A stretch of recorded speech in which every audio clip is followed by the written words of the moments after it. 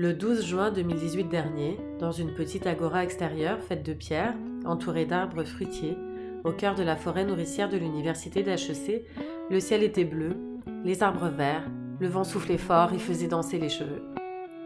Durant cette belle journée printanière a eu lieu dans ce jardin urbain un cercle de parole sur le thème du féminin et de l'environnement. Y ont participé Céline Audrey-Beauregard, Geneviève Anfield, Tofung Ho, Chantal Maillot, Ginette Nadon, Karine Navilis, Caroline Plante et Martine Vézina. Elles sont chercheurs, enseignantes, membres du personnel ou encore étudiantes d'HEC et à cette occasion, elles ont partagé et écouté ces histoires à elles qui les rapprochent de ce grand thème. Comment décrivent-elles en un mot cette expérience ?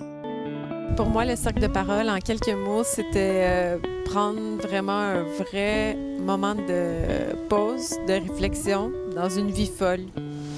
L'expérience d'aujourd'hui, ça a été un moment déclencheur d'une réflexion à poursuivre sur un thème qui ne m'apparaissait pas naturel au départ, mais qui, suite aux discussions, me paraît très, très sensé et porteur de réflexion personnelle à tout le moins. Bien, cet événement m'a permis de me ressourcer. J'essaie de réfléchir. Il y a trop de mots qui sortent. Alors, je trouve que l'activité est extrêmement ressourçante, intéressante dans la mesure où elle allait chercher un partage d'expériences de vie. J'ai beaucoup appris des autres et je crois qu'en matière de respect de l'environnement, tout passe par le partage.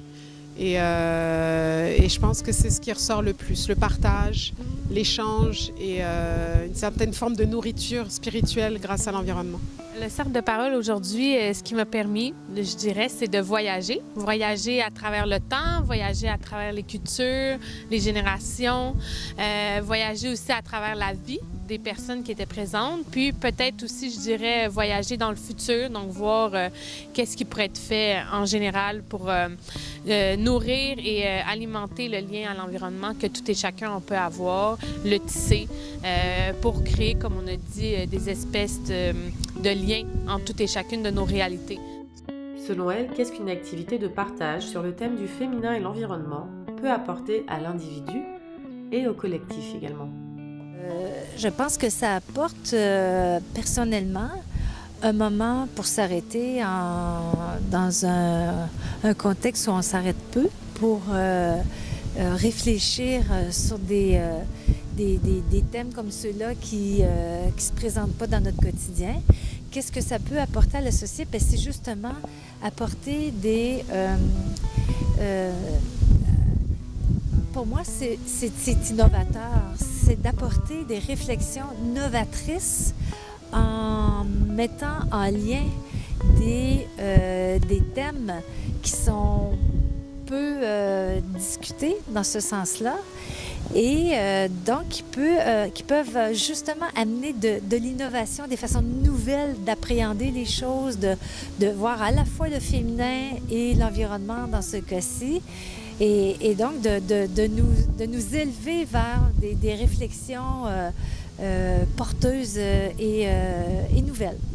Le thème du féminin et l'environnement, ce que ça peut amener, c'est peut-être un espace pour se sentir en sécurité, puis pour connecter peut-être dans nos faiblesses, puis dans ce qu'on aimerait travailler. Donc, ça peut permettre aux gens de s'entraider, mais aussi de créer un environnement sécure.